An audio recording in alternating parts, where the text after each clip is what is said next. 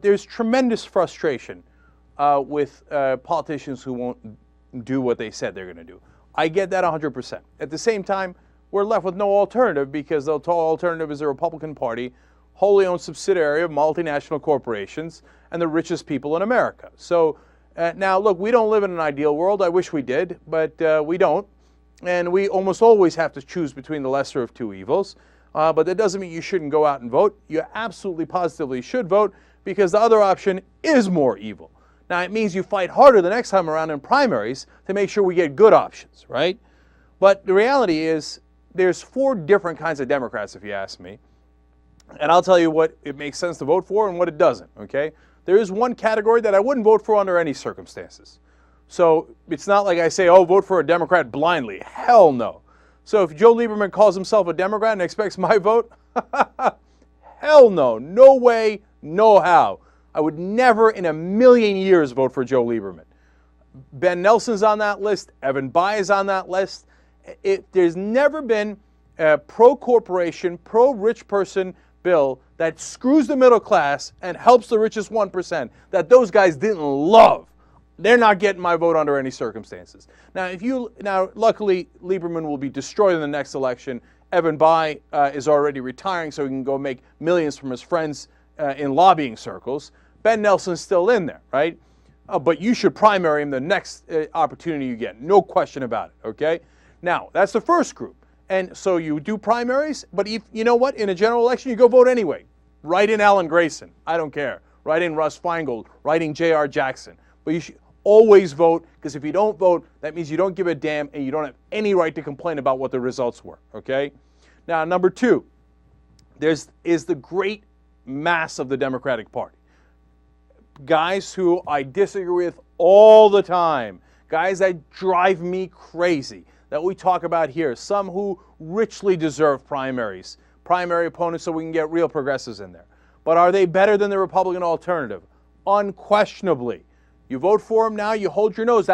Hey, look, I wish democracy worked better, but it doesn't. That's your realistic choices. You go vote for them, and next time around, if you really think that they're worth fighting, you fight them in a Democratic primary, okay?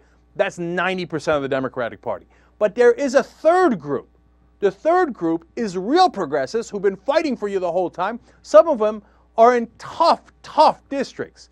I often talk about Alan Grayson. He's in a district that was totally Republican before he came in. He's fighting for his life. And then you got Mary Jo Kilroy in Ohio. She's a strong progressive. They both just signed a letter saying no more tax cuts for the rich. Now, Washington conventional wisdom is, oh my God, it's before an election. You give tax cuts to the rich because the Republicans will yell at you. Well, Mary Jo Kilroy and Alan Grayson and Rahul Girhalva and others are saying, no, we're progressives. We think that would hurt us in an election, not help us. We would wish we could pass the tax cuts for everybody else and then beat up the Republicans because they only care about the rich. They're damn right. And if after all their struggles and their fights, the few that are out there, you don't support them during crunch time, well, you got nobody to blame but yourself. Because then you would be whining and complaining because these guys are for you. Now, look, I don't have the definitive list of those people. I tell you, I like Perriello in Virginia, of course, Grayson in Florida, etc., Kilroy in Ohio, etc. But Democracy for America, and we will provide the link for you. So check it under the video, check it on our website, theyoungturks.com. We already have a blog post about it. Okay, they do have a list of the toughest, strongest progressives. Now, I don't work for them, so I'm not sanctioning the whole list, and I don't know every position of every person on that list. But at least Democracy for America, which are real progressive fighters, started by Howard Dean, now led by Jim Dean, among others, Arshad Hassan, etc. Those guys fight. They're real progressives. They got a list. These are the guys that stood up for us. Especially if they're in tight races, you got to go stand up for them. Otherwise, what are you in politics for? Why do you care about politics? Go home, okay? They fight for you. You got to fight for them. Now, I said 4 categories. There is a 4th category, but there's only one person in that category. And his name is Russ Feingold. He's the Feingold standard, okay? There is no other politician I would trust blankly, okay? But if you said, hey, Cenk, there's a vote, you can't make it, what's the one politician you send to vote in your place? It would definitely be Russ Feingold.